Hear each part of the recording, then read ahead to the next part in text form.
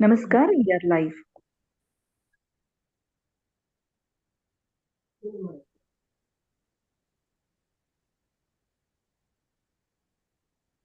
Om Asato Ma Sadgamaya Tamaso Ma Jyotirgamaya Mrityorma Amritangamaya Om Shanti Shanti Shanti.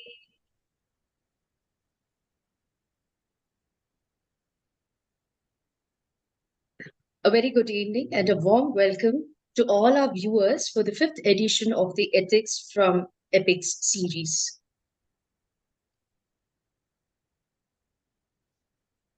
Disha Bharat is an NGO working in the field of education since 2005 with an aim of inculcating values in the youth. The vision of Disha Bharat is to transform youth to transform nation. And this vision is realized through collaboration with many educational institutions across the state as well as our country. All the programs, workshops, and events of Disha Bharat revolve around the theme Know Yourself, Know Your Country, and Know Your Culture. Enriching lives through values is our motto, and various programs are intended to develop cultural values to the youth, namely personal, family, social, national, and also spiritual. As we all know, we are heading towards the 5th edition, Ethics from Epics. The socio-cultural, religious, political, and spiritual scenario of India has always triggered questions and debates on the understanding and the practice of ethics, values, and traditions. A revisit to Indian epics, which comment on various aspects of human life, will provide the reader and the conceptual tools to deal with moral dilemmas of the contemporary world. A study of the Indian epics, our Ramayana and Mahabharata, reveal interesting and contrasting views on ethical systems that ruled the societies in those times. A thorough understanding of these texts helps us live in the ethical frameworks even to our present age. Our objectives are very clear. We aim to get different perspectives towards epics, to understand the relevance of epics in the present time, to effectively play a role in our personal as well as our professional life. So, as we all know, we had previous 4 episodes available. This is also available in our channel, Disha Bharat. You can please refer to it if some of you have missed it. There was inauguration by Pujya Swami Ramana Charana Tirtharu and governance ethics in Ramayana, family values in epics, and the previous being the teachers as catalysts of social change, lessons from scriptures.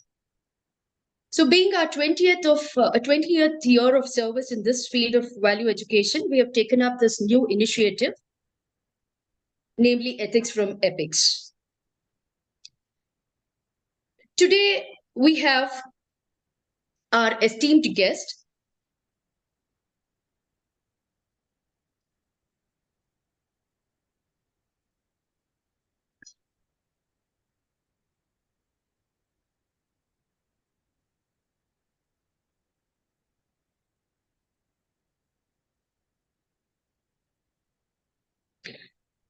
Dr. T.S.Sathyavati, a renowned musician and a scholar, guiding council member of Disha Bharat. It is very difficult to frame her into a few minutes because she is a person extremely knowledgeable. She is our guiding council member as well. Sathyavati ma'am has a classical music training, Carnatic classical training from her elder sister Vasanta Madhavi, and received her expertise under Sri Kantan. Guruji. She first performed when she was only 16 years old. So she has been in Karnataka Gana Kala Parishad Bengaluru. She has performed at major venues and sabhas in both India and abroad. Her performances at SARC Summit in 1965 and Madras Musical Academy were a few to note. Sathyavati Madam has served as professor in Sanskrit until 2014 at VVS First Grade College for Women, Basaveshwanagar, Bangalore. She has been a major resource person and has delivered various lectures series at prestigious platforms, including national as well as international conferences. She's a very active academician. And she has innumerous awards to her account. To mention just a few, she was awarded as Karnataka Kalashri by Government of Karnataka. She has to her credit Musicologist Award, Madras Music Academy, Chennai, Asthana Vidushi Avani Shankar Mutt Award, Jnana Samudra from Chennai, and Natya Veda Mallige Kannada Sangha from USA. The recent most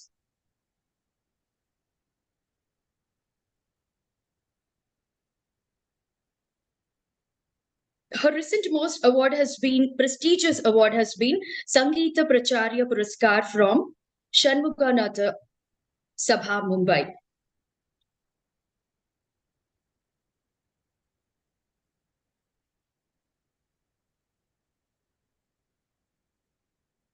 So I would request all our viewers to please stay up till the end of this session. And we have the last few or the 5 minutes exactly to, have a short question and answer session. So I request all the participants to post your comments or questions in YouTube as well as WhatsApp, Instagram, or Facebook. So we'll have time for question and answer moderation in the end of the session. So I, on behalf of Disha Bharat, extend a very warm welcome to Professor T.S. Sathyavati, and I request her to please take over the session. Namaste, ma'am.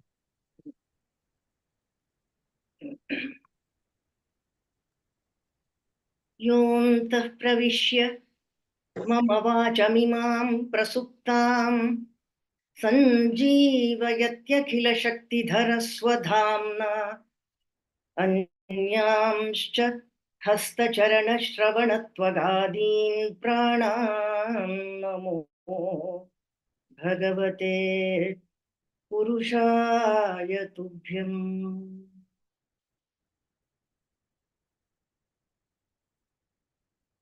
I bow down in humility and reverence to each and every promoter of the rich culture of our glorious Bharata.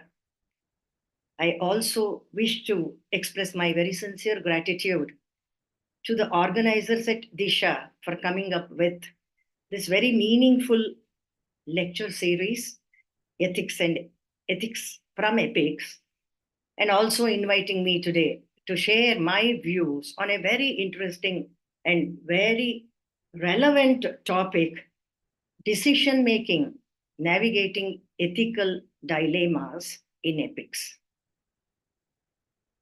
We all are confronted with dilemmas sometime or the other in our lives. How do we tackle them? How do we deal with them? What actually are dilemmas is my very first question. They are not the same as problem. Problem solving is different from tackling dilemmas, because solutions to problems may be varied. They may be more in number. And also, dilemma is not the same as challenges. Challenge, you have a choice to take it or give it up. Problem solutions are myriad. But a dilemma is that where the mind is confused. It is only the intuitive intelligence or the wisdom that can help the mental fortitude that can help at arriving at a right decision. Decision making in conditions of dilemma is highly crucial, and it allows very little time for you to decide what is right, what is wrong, to do or not to do, what is moral or immoral, what is ethical, what is unethical, especially when it comes to the point of deciding whether it is ethical or moral or immoral.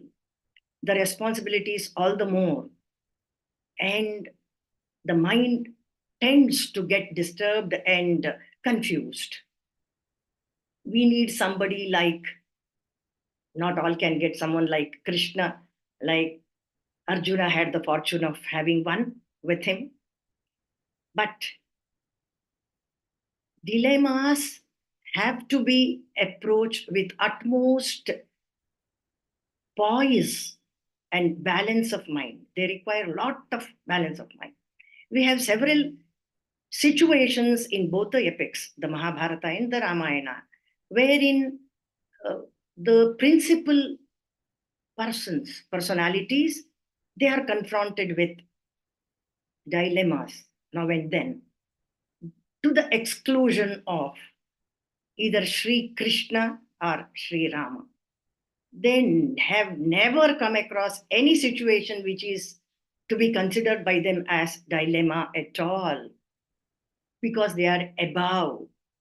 Their mental fortitude is so much. They are fixed in, rooted in our cultural values to that extent that they are only in the position of guiding others, not at all getting any conflict bother themselves. So, Ramo dvirnabhibhashate. So, not a single instance when they think twice, when they are in a confused state. We can go through the entire epic any number of times, not a single instance when these two personalities are bothered by any dilemma at all. Let us now take up a few instances from both the epics. Firstly, from the Mahabharata. It's very peculiar to know that Dhritarashtra, one of the principal characters of the Mahabharata, one of the very, very important persons who sits in a position to dictate terms and see that things are moving in a particular direction, fails utterly several times in solving, in facing, in dealing with dilemmas. That is because he does not consider anything as a dilemma at all. He is very much enamored and totally sunk in his excessive attachment to his unworthy son. Therefore, whatever trouble he is in, or whatever fix he is in, whatever awkward situation that he finds himself in, he is only bothered about extricating himself from that situation and coming out clean, or posing to be clean. Otherwise, if you take it as a dilemma, the approach should have been totally different, especially from the point of view of a person who heads the state, like Dhritarashtra. But he is inert, he is immune, he is insulated to anything that happens because of him, or because of his wrong decisions, or because of his supporting wrong decisions. So, dilemma, as far as Dhritarashtra is concerned, is no dilemma at all. He is convinced of his own, he is mesmerized by his own convictions. So, while Dhritarashtra is that, the totally opposite person is perhaps the wise Yudhishthira. In any yuddha, he is sthira.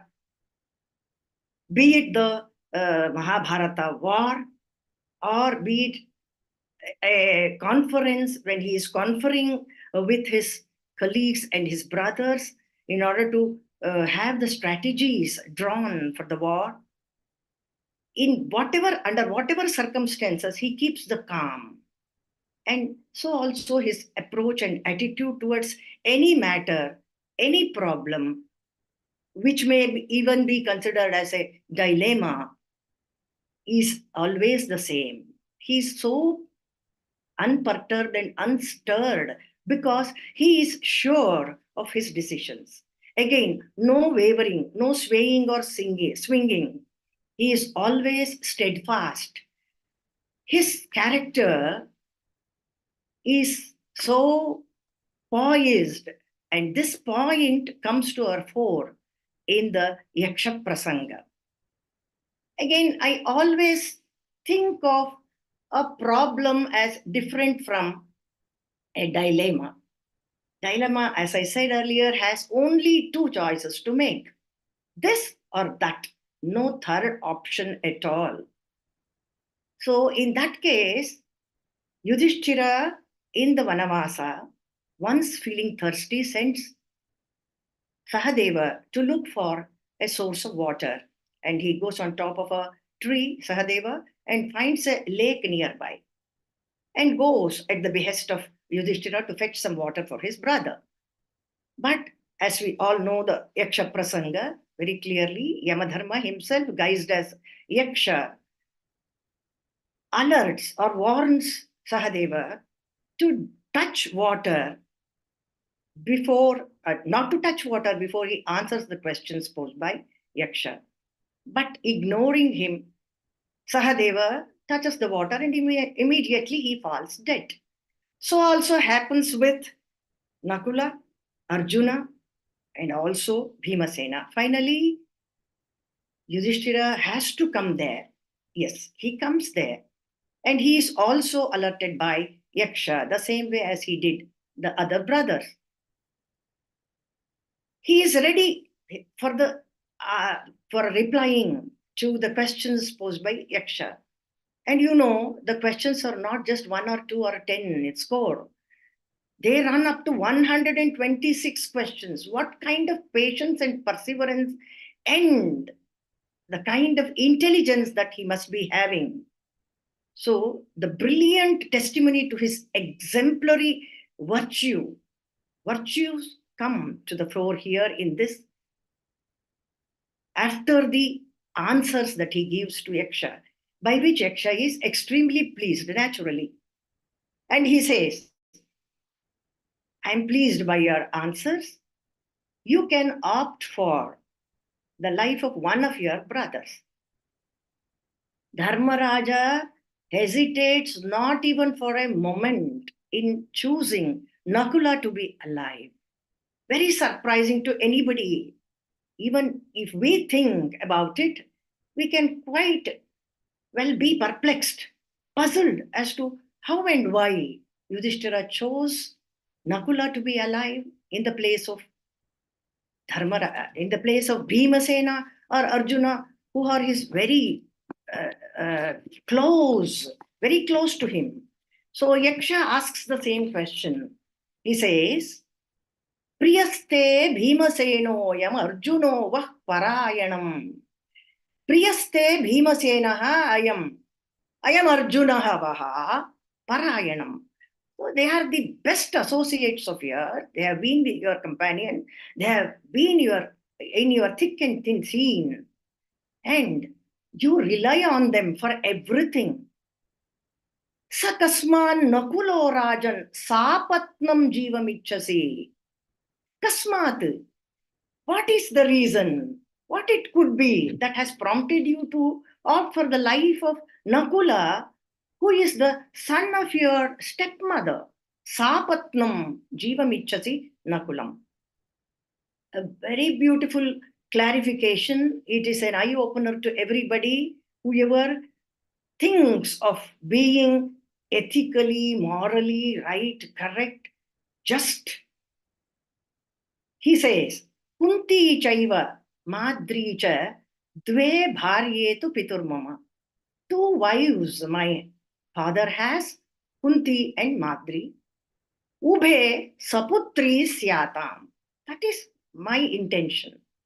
Both of them must be having at least one son alive.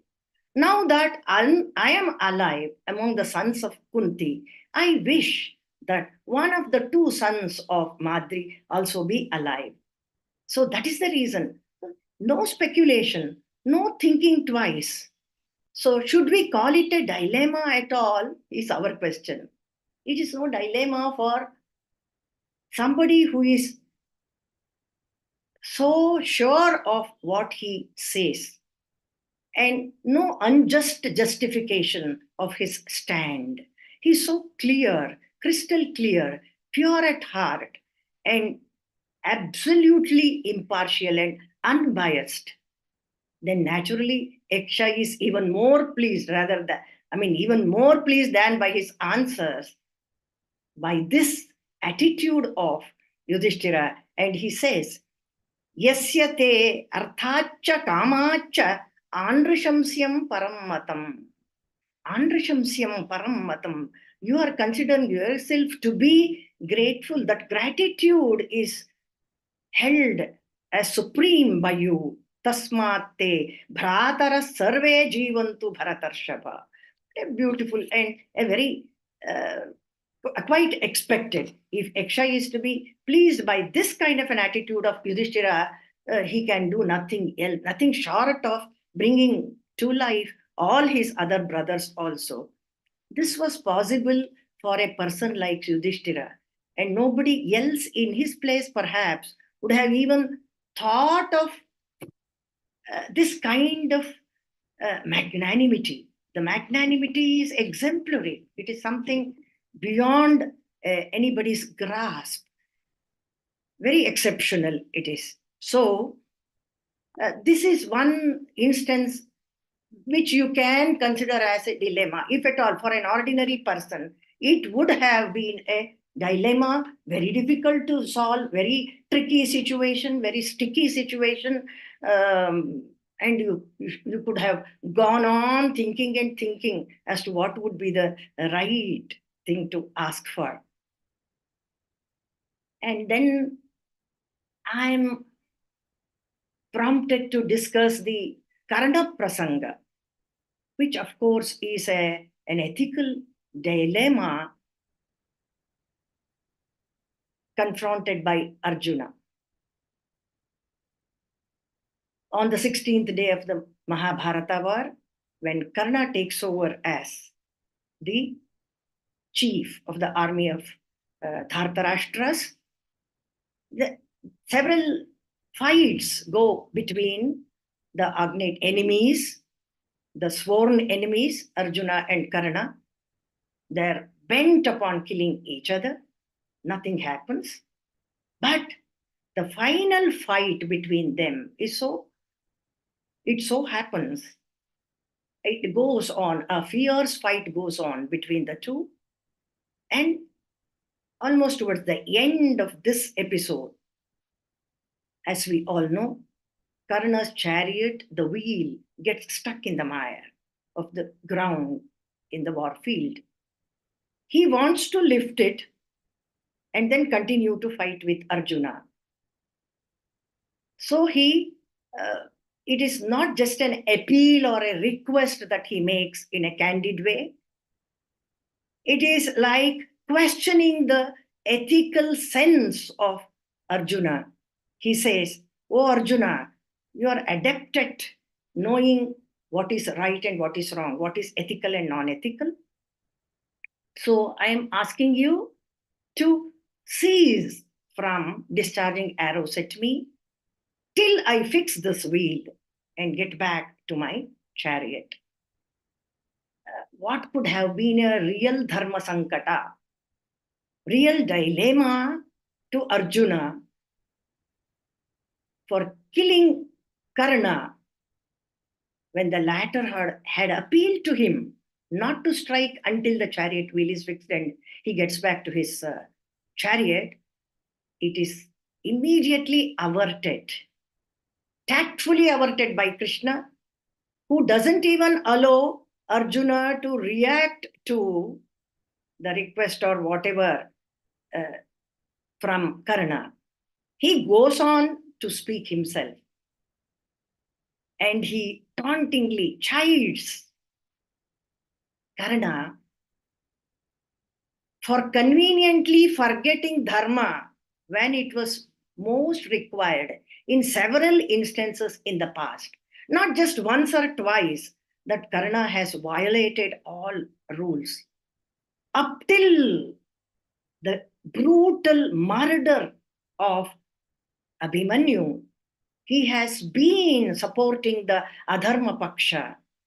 And he has never been kind. He has never been good. He has never followed the rules and regulations of the war strictly all through. And this Krishna gives him a long list of all the heinous, treacherous, wicked, vicious acts of his in the past, the crimes that he has committed in the past, and tells, now is it the time for you to remember only to help your own self.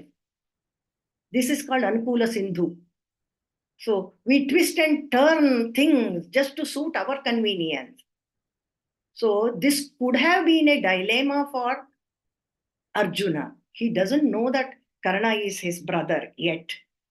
But still, he must be thinking in his heart whether it is right or wrong to kill Karna when he has appealed to him.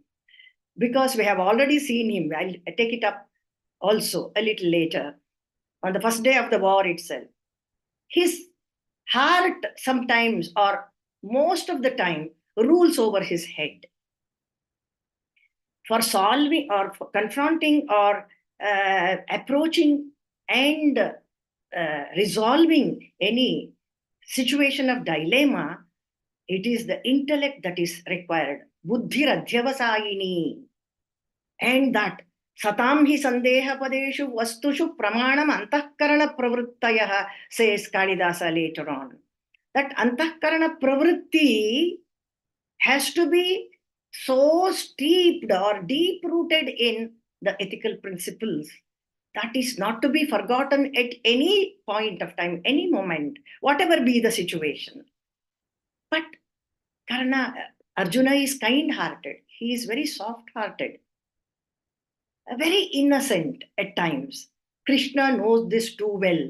From the past experience, he knows that. So, since Arjuna is also reminded of the cruel past at the right time, that is now, and also because of his absolute faith, this is more important than anything to remember for us, absolute faith in Krishna, his intelligence, his wisdom, not just wisdom, his being the great well-wisher of Pandavas. There is a saying, Manishinas santi nate hitaishinaha. Hitaishinas santi nate manishinaha. There may be people who are gifted with wisdom, but they are not our well-wishers. They need not be our well-wishers. There is another set of people, perhaps, they are our well-wishers, great well-wishers, but they do not know what is the right advice to give at the right point of time. But Krishna is a wonderful, amazing combination of both wisdom and being a well-wisher of Pandavas, Arjuna. And this Arjuna has an unflinching faith in Krishna's advice, his counseling, his guidance. So, lead unto light, kindly light. So, Krishna finally tells Arjuna in very specific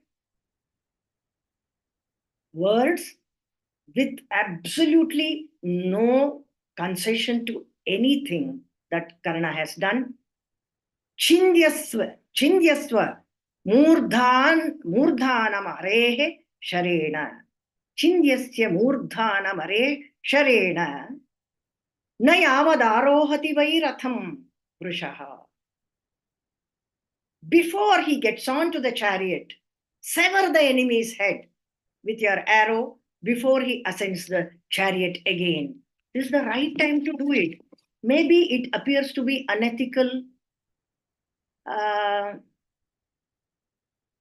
and immoral for people who think from the point of view of karna alone. That is separating this incident, severing this incident from everything that Karna has done in the past. Taking this incident as an independent one and feeling pity and compassion for Karna. So, enthused by this, and that fortitude comes up in Arjuna in such a way that he says immediately, he doesn't speak a single word. He doesn't address Karna at all. He says, after Krishna asks him to kill Karna, Ayam Mahastra Prahito Mahasharah Sharirahritcha Asuharascha Durhradah Taposti Taptam Guravascha Toshita Maya Yadishtam Surdam Shutam Tatha Anena Satyena Nihantvayam Sharaha Susamhita Karnamarim Mamorjitam. Whatever I have accrued over a period of time, all my life till now, the service that I have rendered to the elders and gurus, the preceptors, and the apta vakya, suvrud vakya that I have listened to, let this astra kill him. And it does so. So Krishna now establishes a new rule, as it were. To kill a dharma drohi is no sin. He creates a new rule, as it were.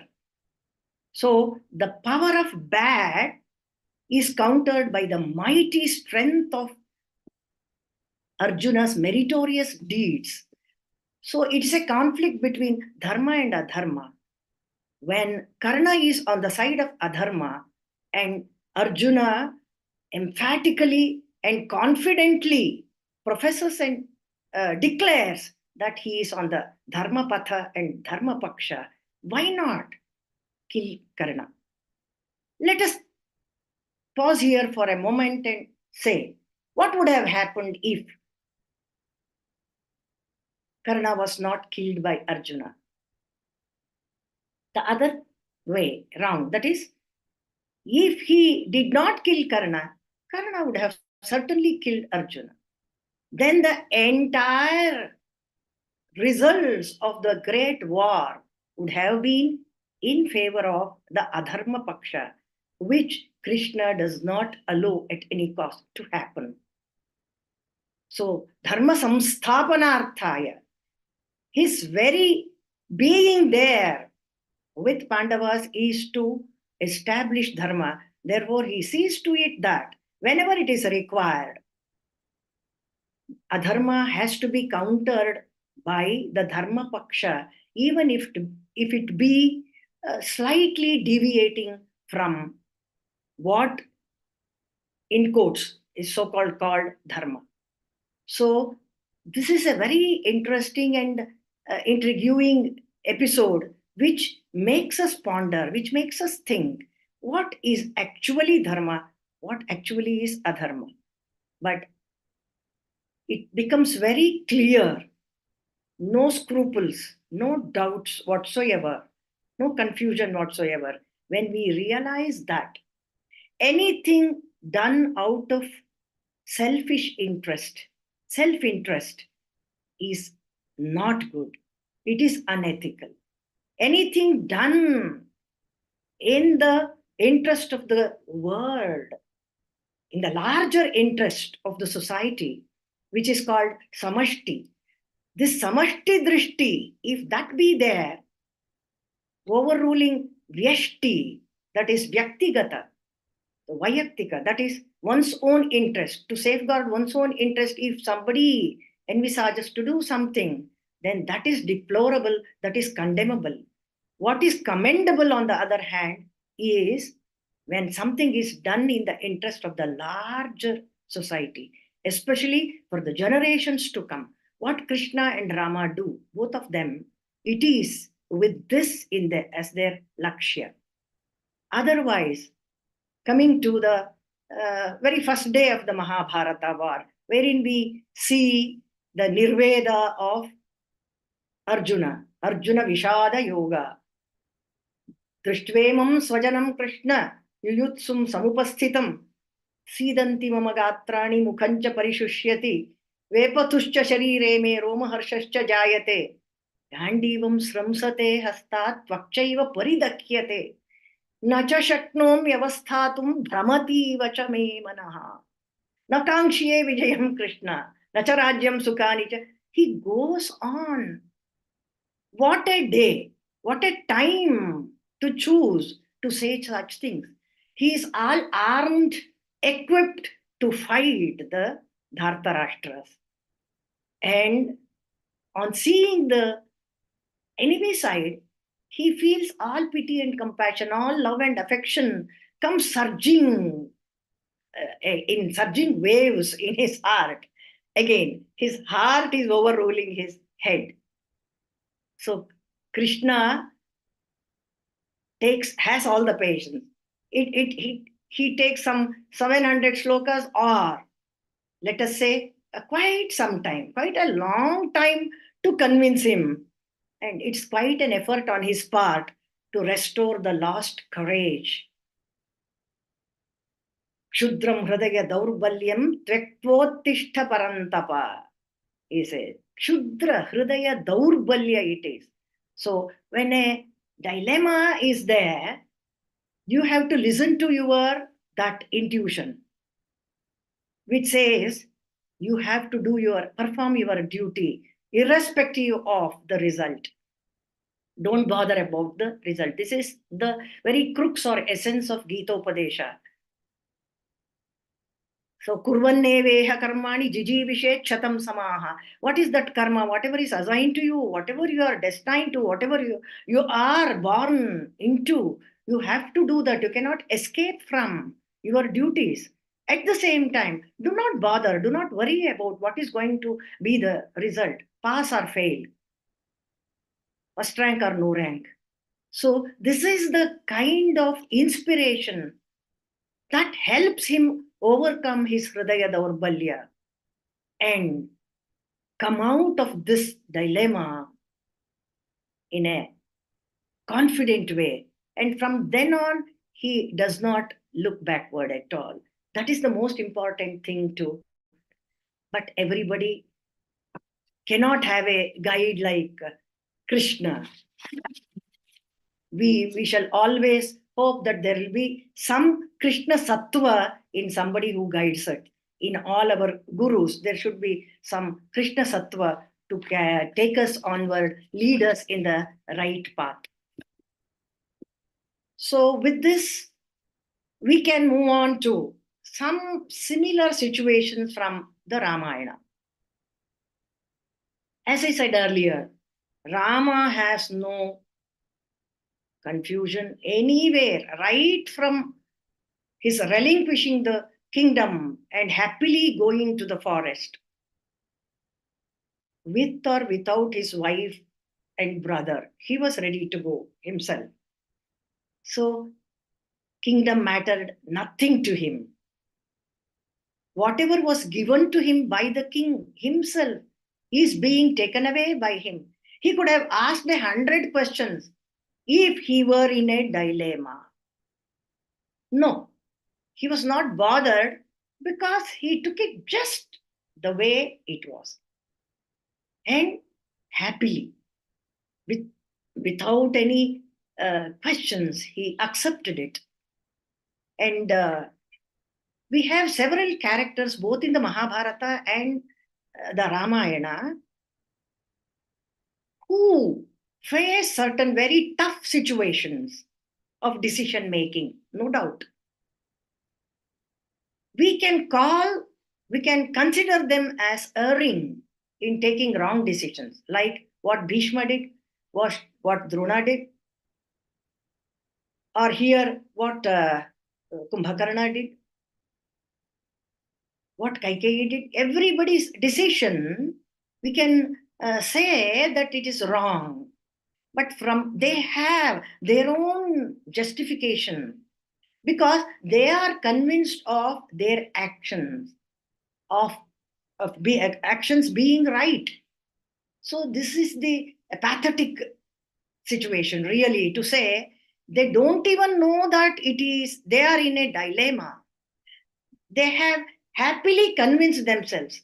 It is like, self brainwashed, they are all. At the same time, not that they do not, or they stop from trying to avert the danger by counseling the person who is responsible for the danger with all good intentions. They do it. But when it comes to a decision, perhaps what decision they take, they alone can justify it. We do not have a proper justification for either Bhishma's decision to support Duryodhana, nor Dronacharya's, because they do not consider these as dilemma. They are convinced. They are sure. They are firm in their decision. It's very unfortunate, we should say. And coming to the Ramayana, the most important, significant turning point comes in the Ayodhya Kanda, as we all know. Kaikeyi has to take a crucial decision. It's a long-lasting bond of love and affection between her motherly affection for Rama. It has been quite some time. 12 years after they are married, the sons are married, Dasharatha thinks of coronating Rama. Kaikeyi is so naive and so simple-hearted, so straightforward, so innocent, so simple-minded, that when Manthara comes to poison her mind, she doesn't even think ill of even Dasharatha, who has not informed her earlier about such a big event happening in the family, in the palace. The same day, Rama is going to be coronated, but she has not been informed even. But even that doesn't come up in her mind when she learns about the coronation. She tries to reward Manthara. She says, so happy. I am so happy because Rama is more loving to me than anyone, because he loves me more than he loves or serves Kausalya herself. Tam drishtva paramaprita burvanti mantharam tataha. Ramasyaiva gunan devi kaikeyi prashasamsa. She goes on praising the virtues of Rama. Dharmajnah gurubhirdantah kritajnah satyavak shuchihi Ramo rajnyasuto jeshto yavarajyam atorhati. He very much deserves to be the crown prince. Bhratrin vrityanscha dirghayu pitravat palayishyati. He will take care of all his brothers like they are his own children. Santapyase katham kubje shrutva ramabhishechanam. Why are you worried? Why are you tormented? Why are you disturbed so much? Yatha me bharato manyas tatha bhuyopi raghava. This is wonderful. Such a sweet feeling that she has for Rama. Yatha me bharato manyaha tatha bhuyopi raghavaha. Kausalyato atiriktam. Kausalyato atiriktam cha satu shushrushate mam. She has been the recipient of his services more than Kausalya herself. Why shouldn't she be sweetly disposed towards Rama? Rajyam cha yadi Ramasya Bharatasyapi tada manyate hi yathatmanam tatha bhratrinscha Raghavaha. If Rama is coronated, I feel that it is as good as seeing Bharata coronated. Such a pretty minded lady. It is so shocking to see how it can change so much in no time. The poisonous words, they totally poison the mind of Kaikeyi, which is so vulnerable, I should say. If she were to be a little more poised to think of what would Bharata say or do in future, or if at all she could rise above a little over the greed, the lust, the jealousy, if at all she could care more for the love of Rama, this would not have happened.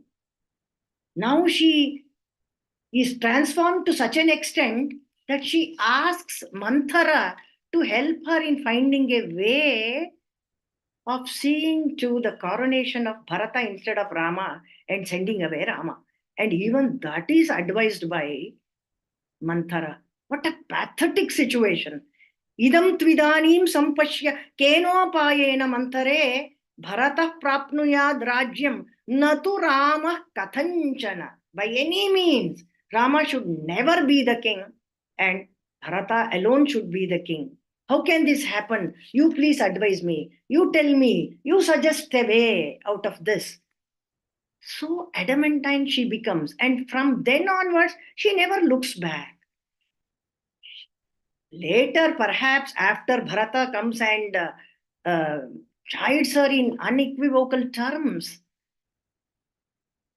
perhaps she feels a little relenting. And towards the end, everything changes. Because nothing happens as per her expectations. So it is out of frustration or out of disappointment or disillusionment that she is left with no other choice but to accept the facts as they are. What way of dealing with the dilemma?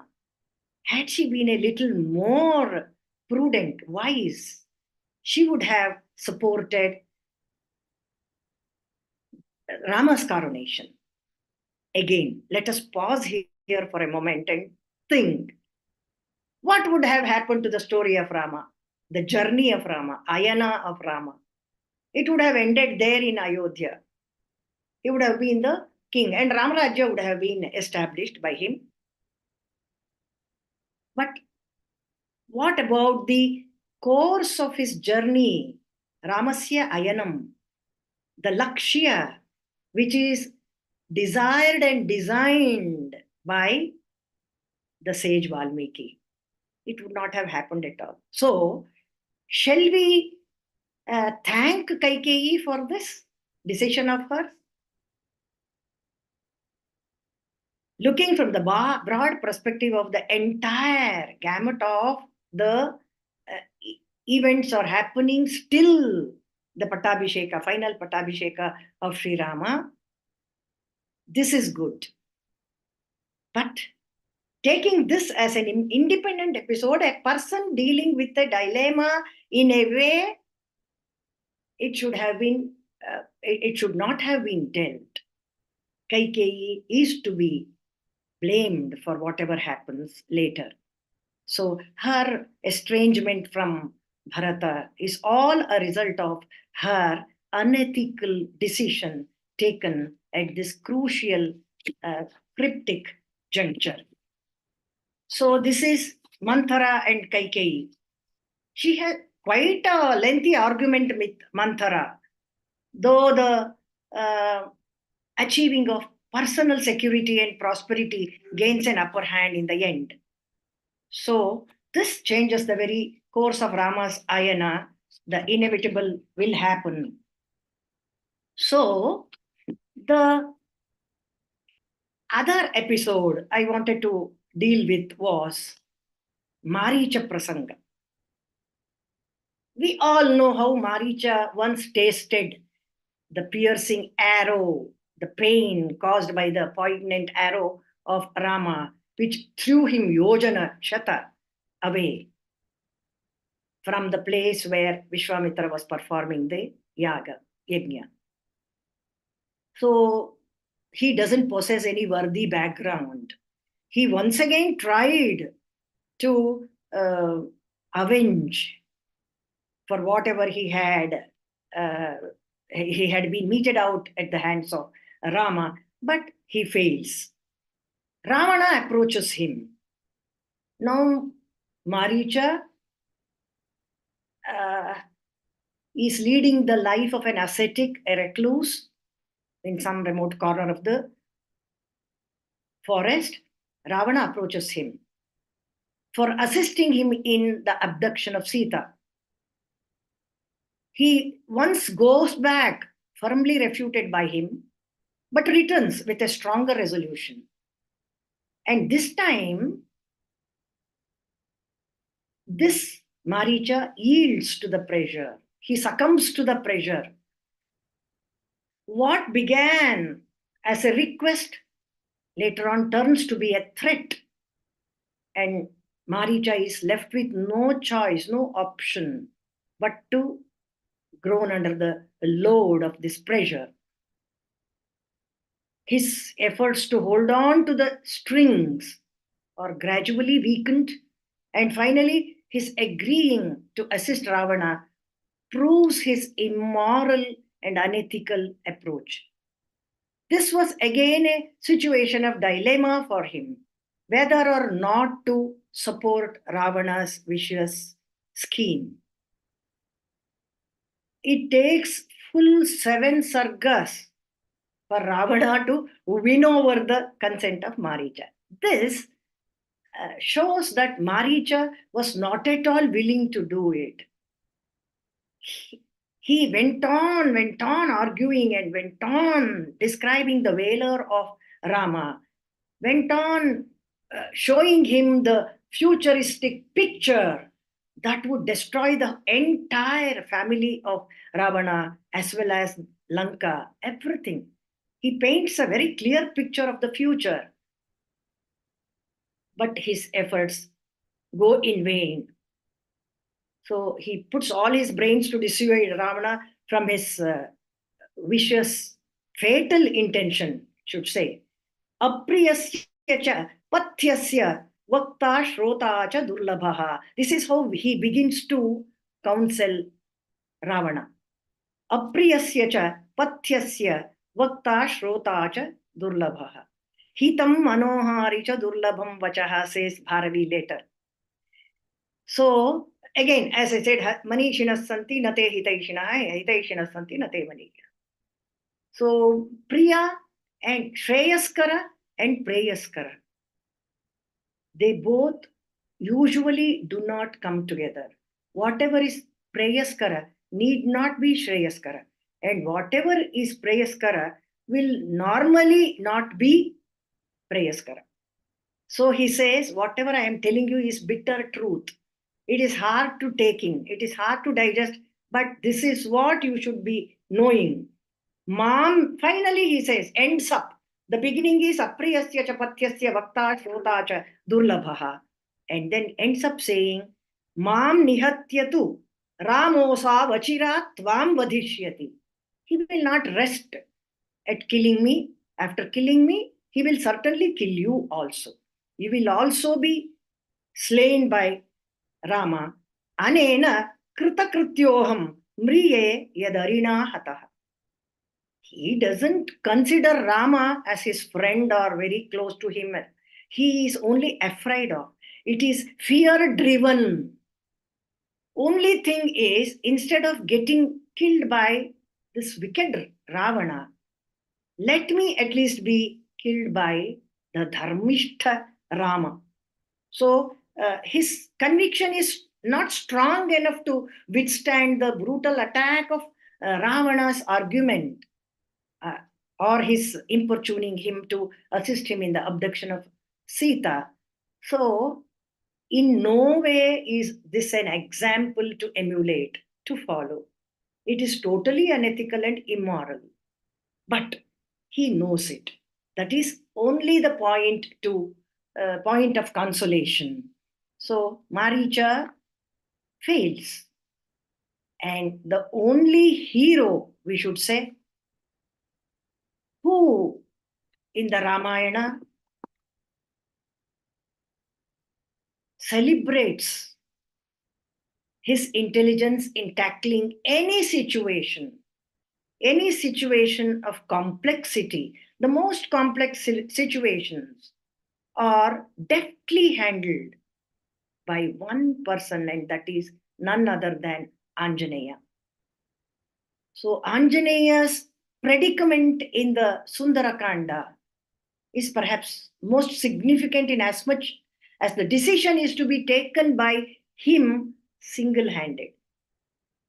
In all other cases of what we call dilemma, we have seen the persons confronting it being helped, being counseled, being guided by somebody or the other. It may be the ill counseling of Kaikeyi, or it may be the stubborn Ravana who is having a conversation with Maricha, or our own Arjuna with the great guidance of the Paramaguru Krishna. But here he has to handle everything single handed, all by himself. And he has no one to consult or confer with. At the same time, it is so vital and there is no escape. This is what has made it most important for not only the characters in the epic, but everyone who reads Sundarakanda will come across this kind of a feeling, will have this kind of a feeling that this is decision making. If at all there is a dilemma, this is how it should be tackled. This is how it should be approached. This is how it should be resolved. So it is worth a life lesson to study the way his extraordinary wisdom plays. It works wonders. That is the reason why he is called Buddhimatam Varishtaha. So in the first place, he has come to a point wherein he has searched for Sita at every possible place. Chaturangula Matra Pradesha is not left by him, not searched for Sita. But he doesn't find her. What he has to do? Should he go back without seeing Sita, finding Sita? Or should he still be going? Because the time is running out. He cannot keep them waiting forever on the other side of the ocean. Vinashtava, pranashtava, mritava, janakatmaja. Ramasya priya bharyasya na nivedayitum kshamam. Nivedyamane doshasya, doshasya anivedane. This is the perfect dilemma. Kathannu khalu kartavyam vishamam pratibhati me. Vishama paristhiti, vishama sannivesha, vishama sandarbha, sankata. What to do? To do or not to do? Asmin evangate karye prapta kalam kshamam cha kim. What to do, when, how to go about it. But immediately that Nishitamati of his comes up with this. He says, Ravanam va vadhishyami dashagrivam mahabalam. Once he kills Ravana, everything will be clear in Lanka and he can find anywhere. I mean, Sita, wherever she has been kept, and she can be really done with it. Kamamastu hrita Sita pratyachiranam bhavishyati. At least I would have avenged for the wrong done by Ravana in carrying away, abducting Sita. And decides, the decision comes Yavat Sitam hi pashyami Ramapatnim yashasvinim tavadetam purim lankam vichinomi punah punaha. This is that great decision. See, going and telling Rama, Nivedana, that Sita is not found there. That is dosha. Not telling him that she is not found is also a dosha. So he finds another way out of it. So he says, I shall find Sita somehow or the other. Stop not till the goal is reached. Try and try again. I shall try till I find Sita is his resolve, his resolution. Wonderful. And one more predicament he comes across. So he spots Sita, he sees her under the Shimshapa tree and being approached by Ravana. And she is dejected, she is frustrated, she almost wants to commit suicide. Udbandhana, Vyavasaya. Trijata Swapna, even after listening to the Trijata Swapna, she cannot take it any longer. So then he thinks this predicament. I should be speaking to her. Should I be speaking to her? Should I not be speaking to her? Pranatyagascha vaidehyaha bhavet anabhibhashane. If I do not speak to her, she will certainly end her life. And earlier, he has already given the reasons why he should not be speaking to her. If he speaks to her, it will be heard by the Rakshasi. They will go and inform Ravana. He will send a big army and Yuddha Siddhirhi Chanchala, he says. I don't want to put anything in stake. So, what do I do? Should I be speaking to her? Speaking to her is dosha. Not speaking to her is also a dosha, which is a smaller dosha. Speaking to her will be a smaller dosha. And for that also, he finds the right way of speaking to her. How to speak to her, and not just the fear of Rakshasis hearing what he says and the things that are to follow later.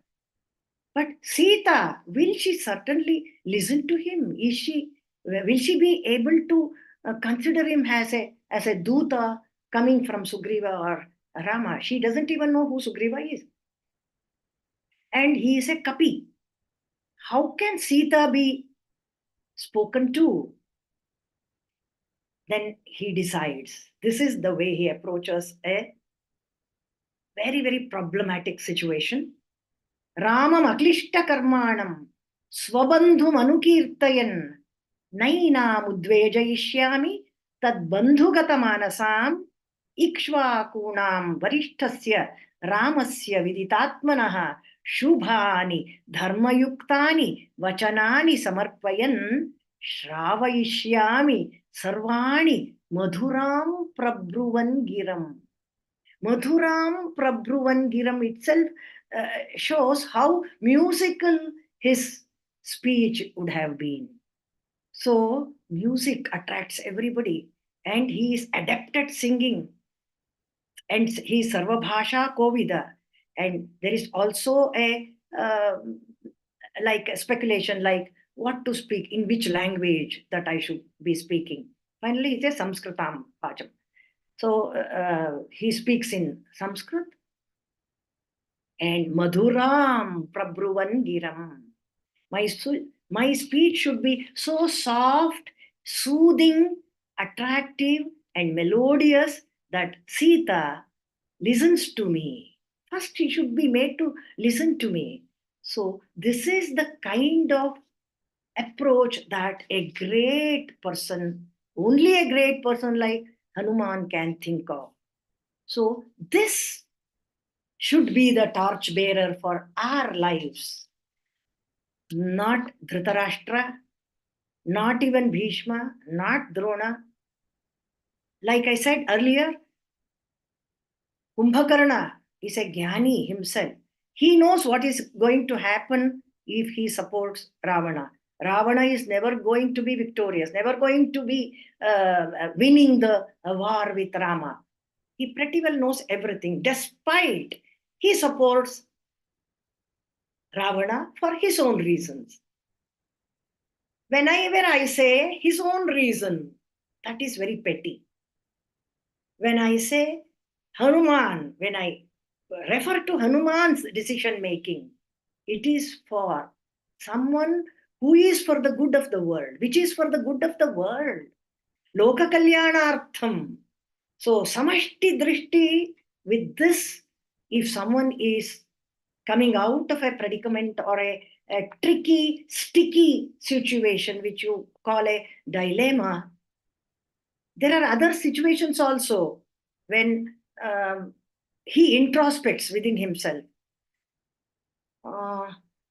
Looking at the women who were sleeping with abandon in the Antapura of Ravana, he feels just for one moment, was it right on my part to be looking at these women like this? And immediately, the very next pada, he said, my mind is firm. I have total self-control over my senses, self-restrained. Then why worry? And how can I search for Sita? Can I search for Sita amongst deer? She has to be a woman. Last should be tried to be searched amongst women. So this is the kind of logic he has, and very beautiful logic, very acceptable one. So here are examples of whatever you can call dilemma, or which are not considered by the as a dilemma by the very persons who are confronted with it. And for some, it is not a dilemma because they are convinced of their positive approach to it. And here is Anjaneya, who has a very sure, very firm, very convincing approach to dilemma, and that is what is to be the guiding force to lead us in the right path.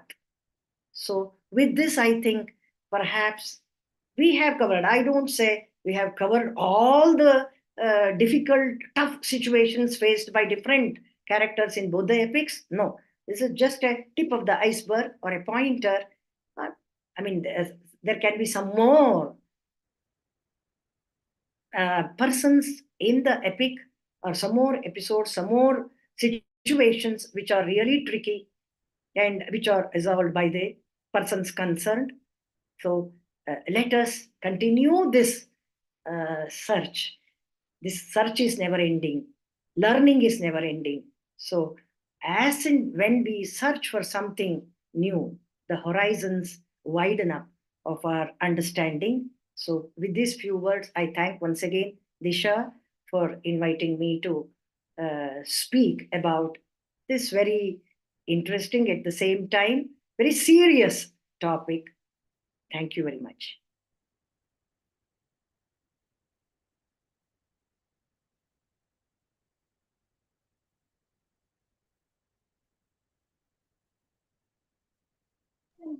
Madam, please, can you unmute and speak? Neeta, madam.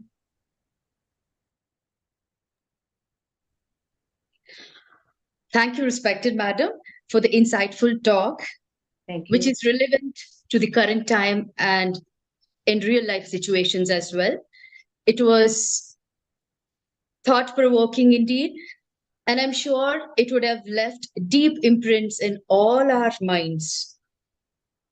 We have numerous questions online, but due to the time constraint, may I please request madam to just take one or two questions? Sure. Or they can, I can get them in writing and I can answer them. It's already posted to us online. Can I just quickly take just two questions? There are many questions. Okay. I thought I'll take two. We have got a question in YouTube from Namrata.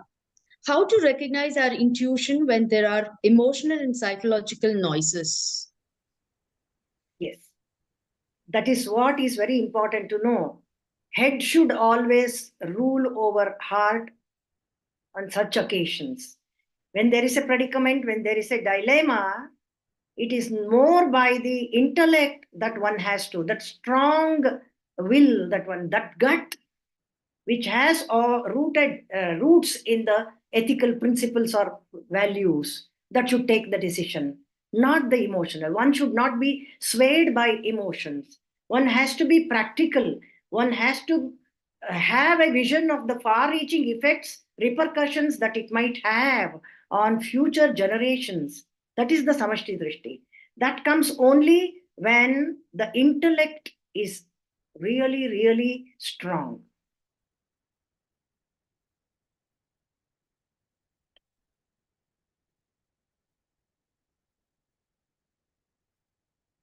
Not able to hear you. We have another question from Amita. Am I audible? Yes, no. Yeah. Amita says, Karna is a normally grey character, yet he's so valued as the good Samaritan. In the end, is loyalty prized over righteousness by the general Indian consensus? Yes, it all depends on the perspective from which, for the angle, the dimension from which we view a character in the Mahabharata. There have been many supporters of Shakuni, there have been many supporters of Duryodhana and Karna. No objection. It is their personal choice and view. But to look at it from the point of view of dharma and adharma, one has to be sure and confident of what is dharma and what is adharma. As I said earlier, I have been saying it over and over again and again. Dharma is that dharma pratishtha. It is at the very substratum of a progressive society. Loyalty is just one very small aspect of dharma. That is not all in all. So, loyal to whom? An adharmishtha. So, the same thing in the Ramayana also. Loyal to an adharmi Ravana, it costs the life of all those who depend on him, all those who support him. So, it is only with that selfless interest, selfless motive, rising above all pettiness, and as Krishna lists out the atrocious activities of Karna in the last part, just before he is killed by Arjuna. It's a long list of whatever he has done. Can anybody deny that? Can anybody say that Karna did not do that? He even went to the extent of calling Draupadi a Vaishya. If she can be the wife of 5, why not be the wife of the 6th, that is Duryodhana? So, this is the kind of what you call the adharma, which has percolated into his system because of his constant company with the adharmis. So, we cannot sympathize with Karna. As I said earlier, Krishna, with all this in the background, sets an example, sets a new rule that to kill such an adharmi, even if by deviating slightly from the strict rules and regulations of the war that we have ourselves laid down, it is not a sin. So, how many sins have been committed already? If you take that one instance of Abhimanyu's killing, no one can justify anybody who was there. So they all had to pay for it. So that is the rule laid down by Krishna, which nobody can question. So it's an absolute authoritative verdict passed on, judgment passed on Karna. Thank you, ma'am. Just another quickie again. When I have a situation where I should decide whether to or for personal ambitions or family responsibilities, how do I decide? Like example, she stated work or higher education abroad versus parents here with reference? That's at a too personal level. It is at a personal level. If it is going to hurt and cause distress, not just distress, atyantika for a long in future also, something drastically harmful to the family, then perhaps the decision has to be otherwise.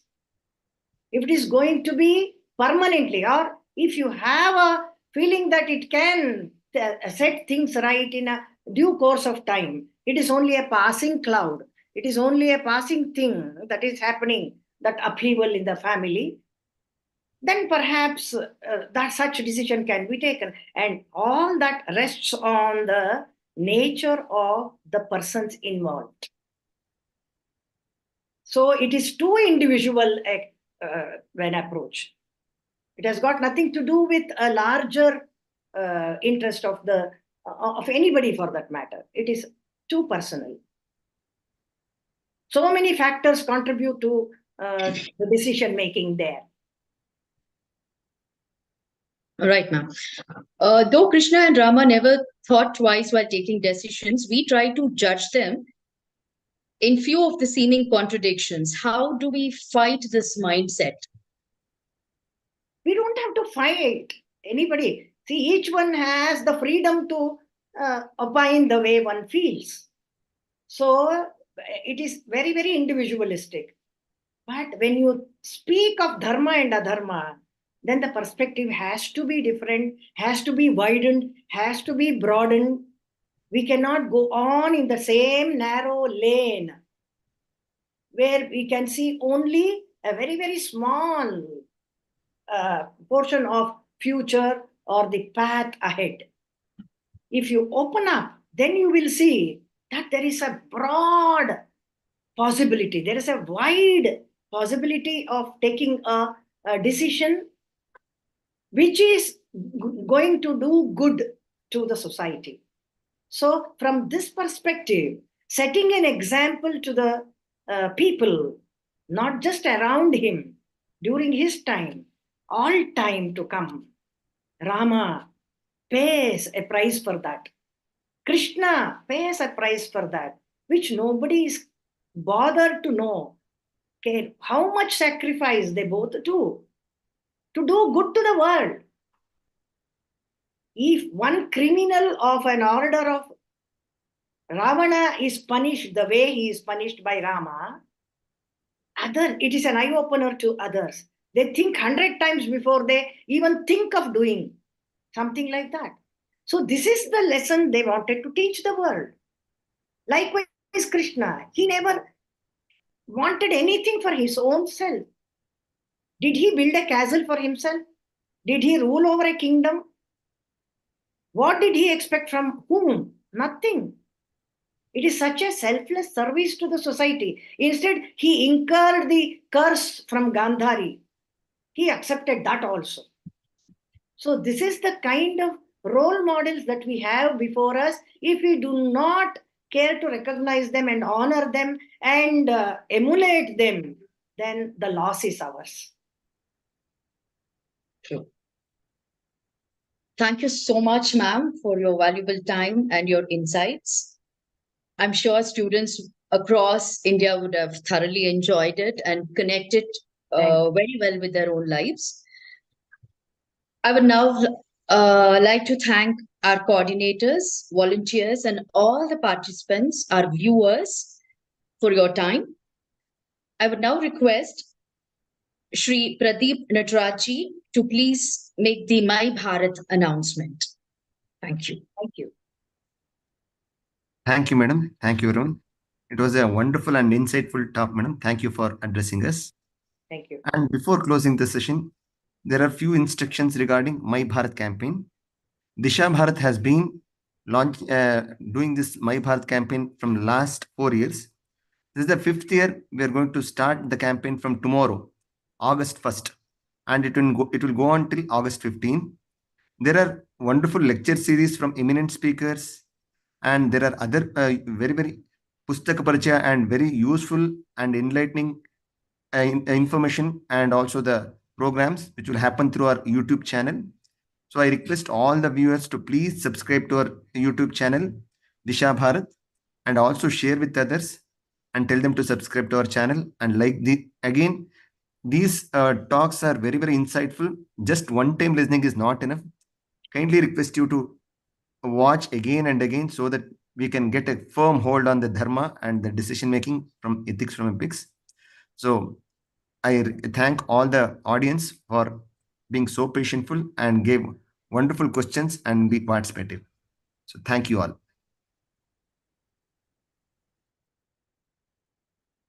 So we are ending the session now. Thank you, madam. Thank you all.